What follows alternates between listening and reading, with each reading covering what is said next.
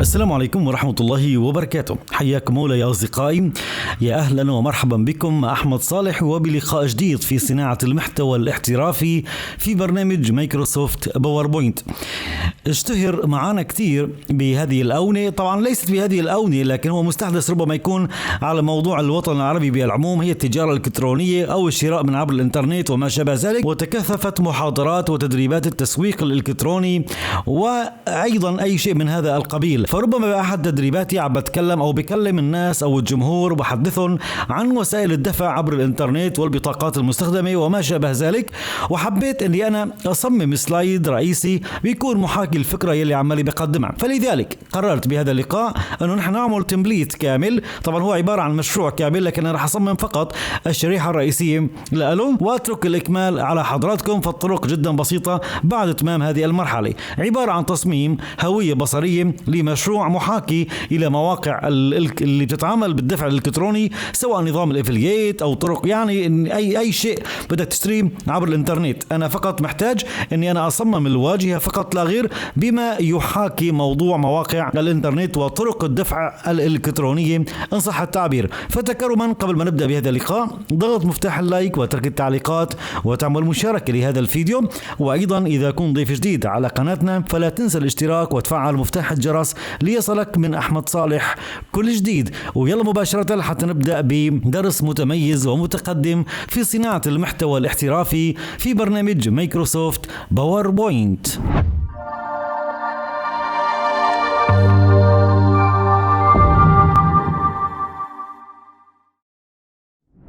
مرحبا بكم أصدقائي. مثل ما أنا شايفين نحن الآن ضمن برنامج مايكروسوفت باوربوينت، ورح نبدأ على بركة الله.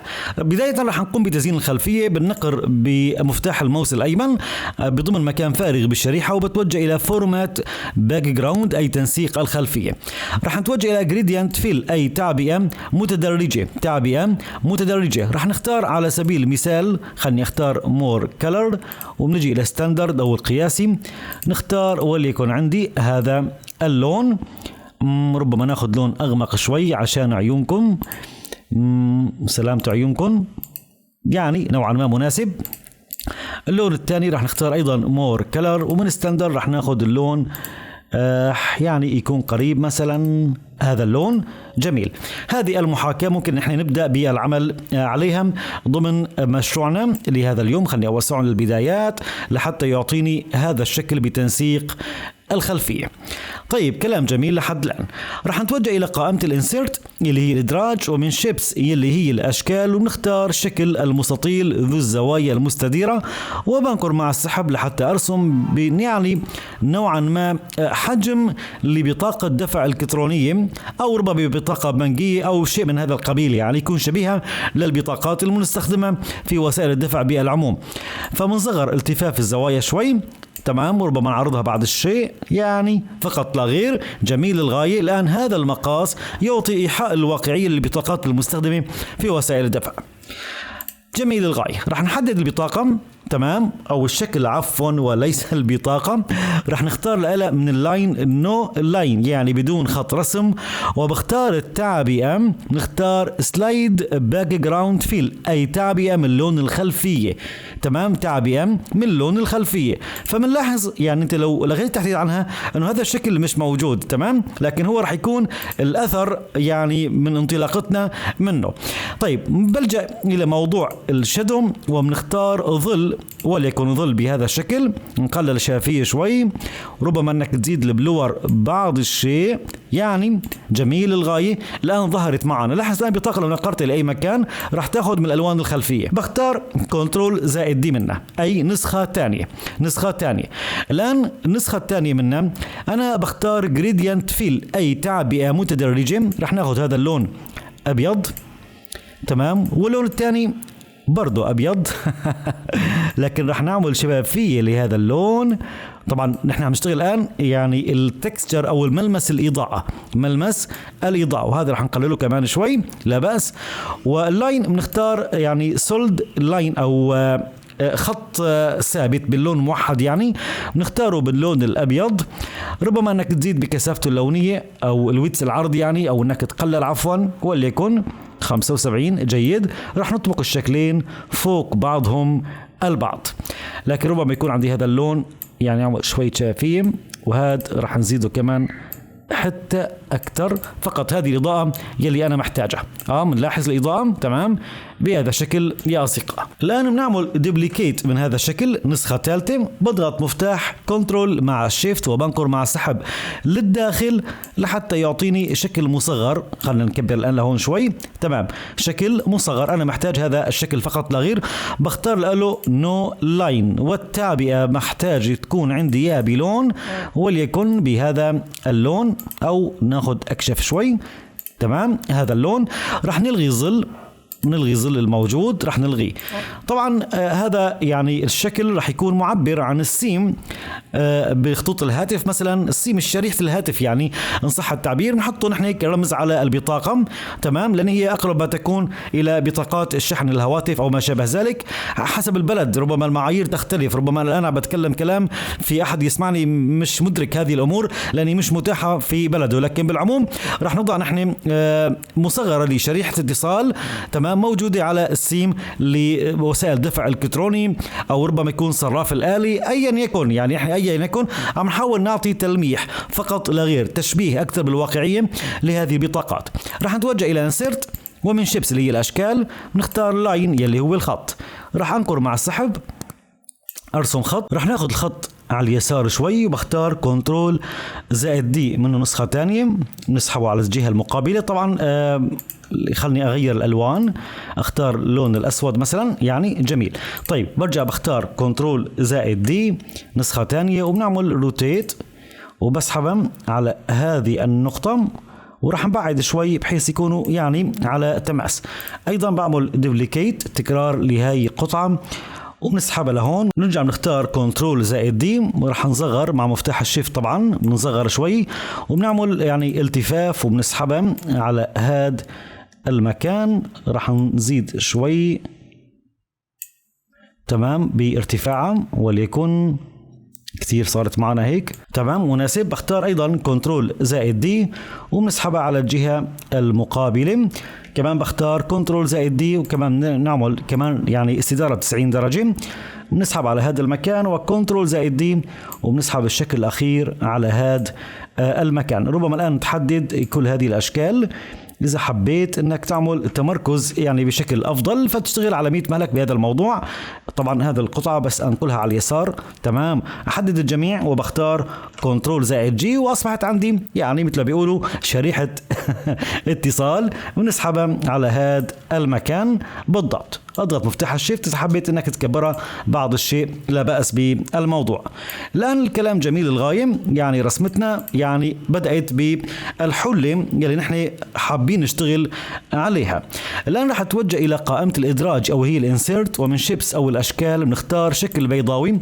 اضغط مفتاح الشيفت وبنقر مع السحب لحتى ارسم دائرة بهذا الشكل بالضبط. بختار القلم بدون خط رسم، والتعبئة بحتاج يكون هي التعبئة متدرجة. اللون الاول منها رح يكون عندي اللون الابيض، والثاني خلينا نختاره من لون الخلفيه لكن بالمنطقه يعني مثلا بهذا اللون، او ربما نختار لون اغمق شوي وليكن بهذا الشكل.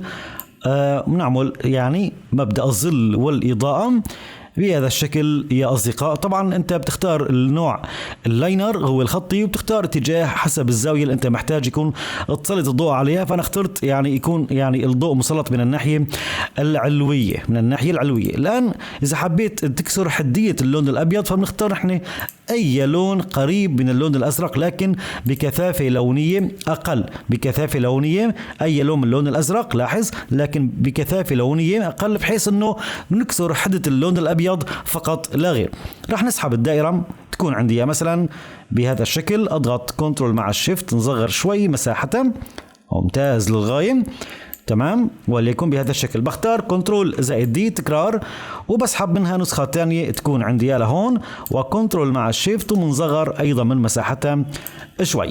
الان بدي اعمل تكرار لهذا المستطيل الشفاف، كنترول زائد دي تكرار، لكن راح اختار سولد فيل تعبئة خالصة لهم باي لون تشاء، ما عندك مشكلة باللون، وبلغي الحد. خلاص انا عندي فقط شو؟ فقط الشكل، وراح نلغي الظل الان حتى ما يعركس على شغلنا، وبطبق الاشكال فوق بعضها البعض بالضبط. الان بضغط على الدائرتين وبختار كنترول زائد دي يعني تكرار، كنترول زائد دي يعني تكرار، وبطبق الاشكال كلها فوق بعضها البعض بالضبط. تمام، انا محتاج نفس المبدأ هذه الدوائر. انا اذا كان في عندي ظل كنا مختارين الظل بلغي الظل، وعندي التعبئة بختار يعني كمان سولد فيل، وخلنا نغير اللون ابتداء عشان بس يكون الموضوع واضح لكم. راح نحدد هاي القطعة من المستطيل اللي نحن رسمناه، اضغط مفتاح الكنترول او الشيفت وبحدد الدائرة الصغيرة والدائرة الكبيرة، وبتوجه الى فورمات شيب، ومن دمج الاشكال بنختار التجزئة. شو بنختار؟ التجزئة. الان عندي هذا الشكل راح ازيله على طرف، هذا الشكل على طرف، وهذا الشكل على طرف، هذول كلهم بحددهم كأجزاء وبعمل لهم ديليت. بقي عندي هذا جزء وهذا جزء. راح احدد الان الشكل البيضاوي او الدائره، ونتوجه الى هوم او الصفحه الرئيسيه او القائمه الرئيسيه، وبنقر نقرتين على الفورمات برينتر او ناسخ التنسيق او نسخ التنسيق. انقر مرتين، انقر لمره واحده على الشكل الاول ومن ثم الشكل الثاني، واضغط مفتاح اسكيب. الآن الدائرة الأولى مع الدائرة الثانية بنحددهم وبنعطيهم إرسال إلى الخلفية. تمام، إرسال للخلفية. هذا الشكل وهذا الشكل بنحددهم، وبتوجه إلى التأثيرات، وفي عندي شيء اسمه هون الحواف الناعمة. رح نعمل شوية تدرج بالحواف الناعمة. تمام، بهذا الشكل. خلنا نكبر. تمام، الآن بضغط مفتاح كنترول مع الشيفت ومنوسع شوي الحجم. ممتاز للغاية. اعتقد يعني محتاج سنة اضافية للخلف اني ارجعهم حتى يكون قريب للواقع. نحن الان لو صغرنا راح نشوف ان الموضوع عبارة يعني عن بلورة، وهذه الكرة او الدائرة ورح نسميها الكرة هي خلف البلور، وهذا منظر الجزء المختفي منها خلف انعكاس البلوري. هذه المحاكاة فقط لا غير يلي انا محتاجة من حضراتكم. الان عندي هدول الكرتين، انا خلني بس اختار ظل لهم، اعتقد ما كنت مشتغل بالظل. بنختار ظل وبنختار لون للظل وليكن عندي من هذا اللون. نزيد شوي شافية. عندي البلور كمان نزيد حبة كإضاءة بسيطة يعني، وعندي هذه الزاوية بس فقط عبارة عن محاكاة بسيطة لموضوع الظل. وإذا حبيت يكون واقعي أكثر فبنختاره نحن من هذا اللون المنعكس أو يعني المقابل للون الأزرق اللي نحن مختارينه، فبنحصل على إضاءة جميلة جدا. طيب الآن رح اختار كنترول زائد دي نسخة ثانية، وكنترول مع الشيفت وبنصغر الحجم برسم شكل ثالث يعني. خلني أسحبه لهون، وكنترول زائد دي أيضا، وبنسحب الشكل الأخير يكون عندي إياه بهذا المكان. طبعا موضوع الظل بإمكانك تتحكم بخيارات الظل لكل شكل من هذول الأشكال. طيب الكلام جميل للغاية لحد الآن. رح نحدد كل هذه الأشكال وبختار كنترول زائد جي، وبنعمل التفاف بسيط وبنسحبها على نقطة معينة، وبرجع بلغي التفعيل أو بلغي التجميع بالضغط على مفتاحي كنترول شيفت مع حرف الجي، وبيكون طلع معي تصميم جميل للغاية لكيفية تهيئة بطاقة إلكترونية. تمام، بهذا المظهر الجميل، وهو عبارة عن ستايل، واستخدمت مبدأ البلوريات والإضاءة والانعكاس فقط لا غير. وبتلاحظ أن كل هذه الإمكانيات من ضمن البرنامج، ما عندي أي شيء من خارج البرنامج. كنت محضر تكست يحكي عن أرقام بطاقة، خلني أختار كنترول مع السين، ونختار هون كنترول مع الفي، ونلون باللون بهذا اللون. نعمل شوية استدارة ونسحبهم على هذا المكان. كمان راح أزيد بالاستدارة شوي كرقم بطاقة يعني، أو تشبيه لرقم بطاقة مش أكثر وفقط لا غير. نسحبه مثلا على هذا المكان يكون عندي مثلا بالمنتصف، والشكل الخاص بالشريحة راح نبعدهم إلى الأعلى شوي بهذا الشكل. بيكون لحد الآن احنا انتهينا من رسم الهوية البصرية للمشروع. هذا لحد الآن هو عبارة عن هوية بصرية للمشروع. الآن يا أصدقائي بنلاحظ أنه رح نتعلم اليوم مهارة جميلة، ما هو بيتطلب منك أي يعني مهارات في الألوان ولا أي شيء بأي بلكن خارجي، أي إضافات خارجية، لكن هو مبدأ في التصميم جميل وحديث جدا وجميل ومثير للغاية. خلنا نبدأ. يعني أنا سبق وتكلمت عن أكثر من شرح عن هذه التصاميم، فخلني أبدأ وأعيد لكم يعني نبذة عن هذه التصاميم. خلني أختار وليكن هذا الشكل، راح نكبر شوي. تمام، هذا الشكل راح نقلل من انحناء الزوايا بعض الشيء. تمام، أعتقد أنه مناسب، بس نقلل شوي من الارتفاع، يعني نوعا ما مناسب. تمام، من حيث الأبعاد. طيب، كلام جميل للغاية. هذا شكل أول. كيف رح أتعامل مع هذا التصميم المبني على الظل والإضاءة؟ لاحظ، مبني على الظل والإضاءة. أول شيء رح أختار نو لاين، يعني بدون خط رسم، وبختار منه نسخة تانية. تكرار. بجي على النسخة الأولى وبتوجه إلى الظل وبختار ظل إلى الأعلى. تمام، وبجي إلى اللون وبختار أداة قطرة الألوان وباخد من الزاوية هي باخد اللون، يعني أنا محتاج الظل يكون من هذا اللون بالضبط، لكن برجع إلى الظل إلى مور كلر وبعمل تقليل بالكثافة اللونية. تمام، يعني أنا محتاج يكون في عندي إضاءة للظل بنفس اللون العائلي أنا شغال عليها. وفيك تتحكم الآن في البلور والشافية والحجم وكل شيء يخطر على بالك. بجي إلى الشكل الثاني، بختار لما الظل يكون عندي إياه بالزاوية للأسفل. نفس المبدأ، بجي بختار لون الظل من هاي النقطة تماما، وبرجع بختار مور كلر، ورح نزيد الآن بالكثافة اللونية لحتى يعطيني الظل. إذا عندي هون الإضاءة وعندي هون شو؟ الظل. تمام. طيب الآن نفس المبدأ، عندك البلور تحب تزيدها شوي. تمام، عندك الحجم، عندك البعد، عندك شافية، تشتغل بدك اياه، لكن خلينا نحن فقط يعني نعطي شوية كثافة لونية أكثر، أو ربما نحن كترناها شوي، عفوا نقللها فقط شوي. الآن راح نحدد الشكل الأول والشكل الثاني، وبجي بختار من التعبئة والفيل، طبعا بختار سلايد باك جراوند فيل، أي تعبئة من لون الخلفية، فعندي هون بقي عندي الإضاءة وعندي هذا الظل. رح نعمل تركيب للشكلين فوق بعضهم البعض لحتى يعطيني لوحة جميلة جدا جدا. مبدأ التصميم فيها يحتكم إلى الظل والإضاءة. باختصار، أزرار النفر المبنية على الظل والإضاءة، بختار كنترول+G، أصبحوا عندي جروب واحد، برسل إلى المنطقة المراد وضع الزر فيها، وليكن بهذا الشكل. خلني أوسعها شوي. تمام، بختار كنترول+D، نسخة تانية رح نتركها هون، ومنلاحظ هو عم بياخد من لون الخلفية ويبقى عندي تأثيرات الظل والإضاءة.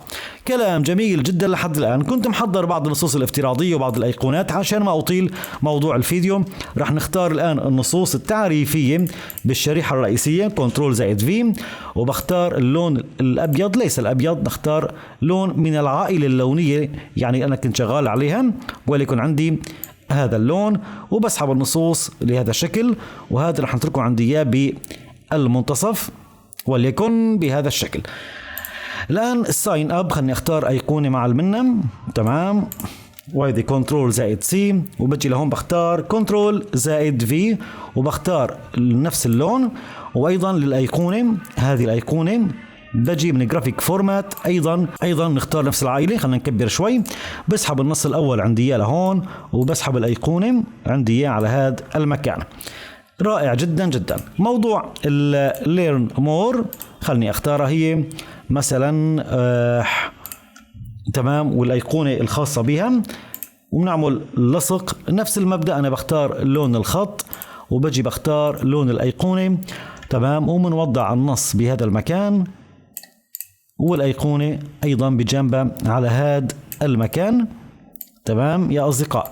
الآن بكل بساطة بجلب النصوص البقية، كل هذه النصوص بقوم بجلبها كنترول+C، وعندي أيضا هون كنترول+V، وهذه بتكون عناوين موجودة عندك لمشروعك، هذه العناوين الصفحة الرئيسية وكذا وكذا إلى ما هنالك. خلني أعمل توزيع أفقي مثلا.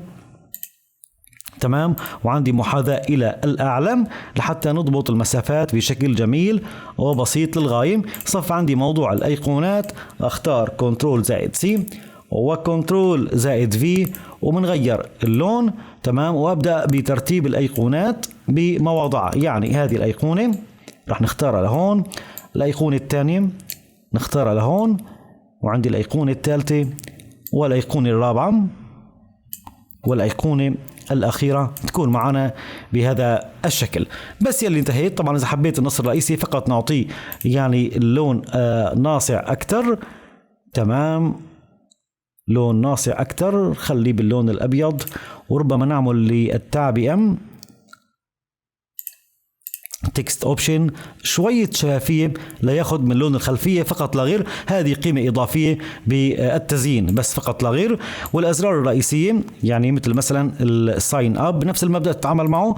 نختار اللون الأبيض وبنعمل شوية شفافية عشان ياخذ من لون الخلفية. تمام. نفس المبدأ أنا كمان بختار هون اللون الأبيض ونعمل شوية شفافية عشان ياخذ من لون يعني الشكل يلي خلفه. تماما. الآن نحن لو شغلنا شريحتنا راح يكون في عندي واجهة رئيسية احترافية لمشروع متكامل في باوربوينت محاكي إلى مواقع اللي بتستخدم بطاقات الدفع الإلكترونية مثل ما تكلمت تماما في مبادئ الظل والإضاءة ورسم الأشكال بأشياء جدا بسيطة، لكن المخرجات غاية بالجمالية وغاية بالروعة. أصدقائي اللي بيحب يقتني هذه الملفات أو يطلب أي مشاريع عمل، خدمة الانتساب متاحة للجميع إن شاء الله. والآن أترككم برعاية الله وألقاكم على خير، والسلام عليكم ورحمة الله وبركاته.